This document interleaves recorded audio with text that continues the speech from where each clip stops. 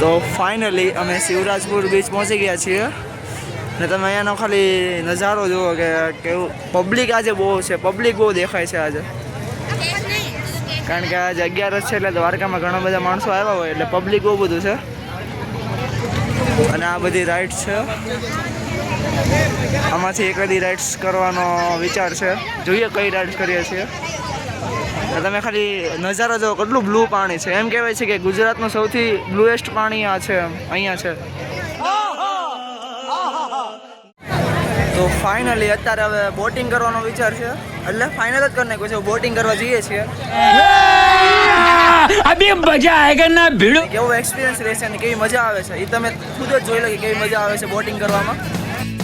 Finally બોટમાં બેસી ગયા છીએ અને હવે જોઈએ કેવી મજા આવે છે. રેડી છો ને?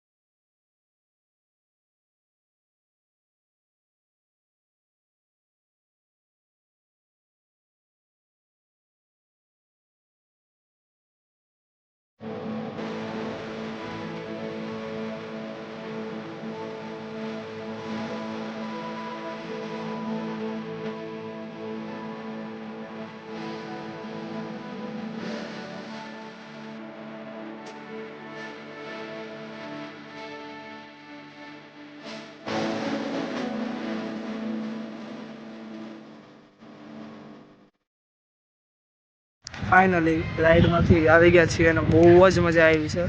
અને જો તમે પણ અહીંયા આવો તો એકાદી રાઈડ તો કરવી જ જોઈએ, એટલે બહુ જ મજા આવે એવું છે. અને જો આવો તો એકાદી રાઈડ તો જરૂરથી કરવી જોઈએ મારું સજેશન પ્રમાણે, કારણ કે આખા લાઈફની મેમરી બની જાય છે કે આ કર્યું હતું, યાદ રહી જાય એમ. બહુ જ મજા આવી છે. ને હવે જવાનું છે બેટ દ્વારકા, અને વચ્ચે સુદર્શન સેતુ બીચ આવે છે એ પણ તમને બતાવીશ. તો હવે જઈએ બેટ દ્વારકા. તો ફાઇનલી અમે સુદર્શન સેતુ બ્રિજ પર પહોંચી ગયા છીએ. ને અહીંયાનો નજારો કંઈક એવો છે ને કે તમને ફોટા પાડવાનું મન ન થતું હોય ને તો ફોટા પાડવાનું મન થઈ જાય. નજારો તમને બતાવું એ નજારો કેવો છે. તો આ છે સુદર્શન સેતુ બ્રિજ.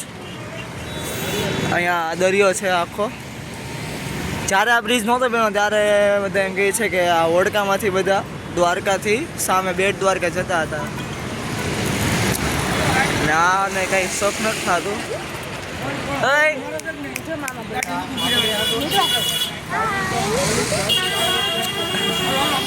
તમે નજારો જુઓ ખાલી કેટલો મસ્ત છે આમ, અને બધા ફોટા પાડવા સ્પેશિયલી ઊભા રહે છે સામેથી સામે સુધી.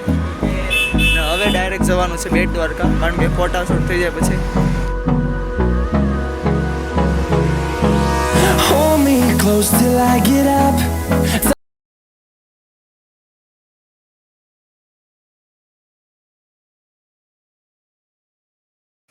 હવે અત્યારે બેટ દ્વારકા તો અમે પહોંચી ગયા છીએ, પણ એમાં વાત એવી થઈ છે કે મોબાઈલ એલાઉડ નથી બેટ દ્વારકાના મંદિરમાં, એટલે મોબાઈલ તમારે નહોતો લઈ જવાનો. અને બીજી વાત પણ એવી થઈ છે કે લાઈન બહુ લાંબી હતી અને 2 કલાક ઊભા રહે તો પણ વારો આવે એમ નહોતો, અને વારો આવી જાત પણ, અને જ્યારે અમારો વારો આવે ત્યારે દર્શન બંધ થઈ જાય. એટલે બહારથી તે દ્વારકાધીશના દર્શન કરી અને પાછા વી આવ્યા છીએ.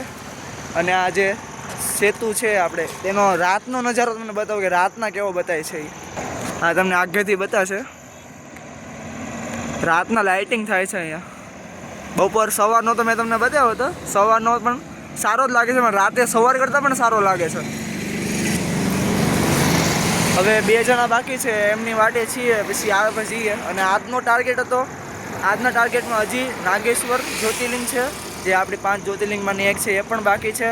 અને આપણે રૂક્ષ્મણી મંદિર પણ બાકી છે. હવે એ તો કદાચ પૂરું નથી એવું લાગે છે. અને જો તમે પણ દ્વારકા આવો તો મેં જે રીતના બધા પ્લેસ ફોલો કર્યા છે એ રીતના ફોલો કરી શકો છો. બાકી તમારી ઈચ્છા પણ જે પ્રમાણે રીતના કરી શકો છો. પણ આ જે મેં જે સિક્વન્સ રાખી છે એ સિક્વન્સ રાખશો તો વધારે સારું પડશે એમ. હવે એ લોકો આવે રાતે જમવાનું છે અને કાલે સવારે આપણે મેન દ્વારકાના મંદિરમાં જવાનું છે અને નાનો નજારો તમને બતાવીશ દ્વારકા આપણે મેન દ્વારકા છે તેની બજાર કેવી છે, ગોપી તળાવ અને મેન આપણે દ્વારકાના ફેમસ જે છાશવાળા છે જે તમને ખબર જ હશે ઇન્સ્ટાગ્રામમાં બહુ ફેમસ છે, કાળી ભેંનું દોડું દહીં, એને મળવા જો ટાઈમ મળશે તો જાશું. મારી ઈચ્છા તો જવું છે પણ જો ટાઈમ મળશે તો તેને ચોક્કસ મળવા જશું અને તમને પણ મળાવીશ કારણ કે મારે પણ તેમની સાથે એક વિડીયો બનાવવો છે એટલે જવું છે.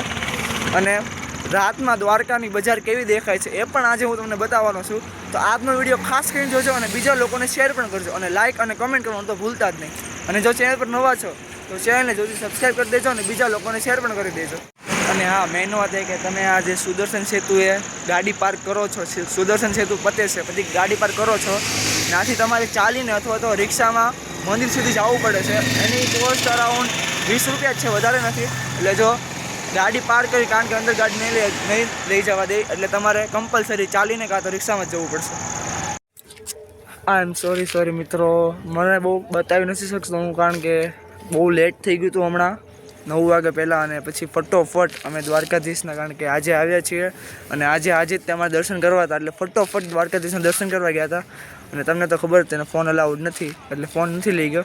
એટલે ફટોફટ દર્શન કરીને જમીને પાછા ઘરે આવી ગયા છીએ અને એના એડ્રેસ એટલે ચેન્જ કરી લીધા છે કપડાં. અને હવે અહીંયા થોડીક આરામ કરશું અને પછી સૂઈ જશું કારણ કે કાલે અમારે મંગળા આરતીમાં જવાનું છે સવારે વહેલા. અને કાલે હું તમને ચોક્કસ દ્વારકાની જે બજાર છે તે બતાવીશ કેવી છે. પછી આપણે સુદામા સેતુએ પણ જશું, ગોમતી ઘાટે પણ જવાનું છે. એટલે ચોક્કસ કાલનો વિડીયો જરૂરથી જોજો તમે. અને આજના માટે સોરી કારણ કે આજે હું કશું બહુ ખાસ બતાવી શક્યો નથી કારણ કે મેં પણ કશું ખાસ જોયું જ નથી આજે. એટલે એમ જોઈ તો આજનો દિવસ સારો જ છે. અને જો આ વિડીયો તમને ગમ્યો હોય તો બીજા લોકોને શેર કરો અને કાલનો અને આગલા 2 દિવસની વિડીયો જરૂરથી જોજો. અને મારી ચેનલ જરૂરથી સબસ્ક્રાઈબ કરજો અને ચેનલ પર નવા આવો તો બીજા લોકોને શેર કરજો અને તમે પણ સબસ્ક્રાઈબ કરજો. હવે મળીએ કાલના વિડીયોમાં.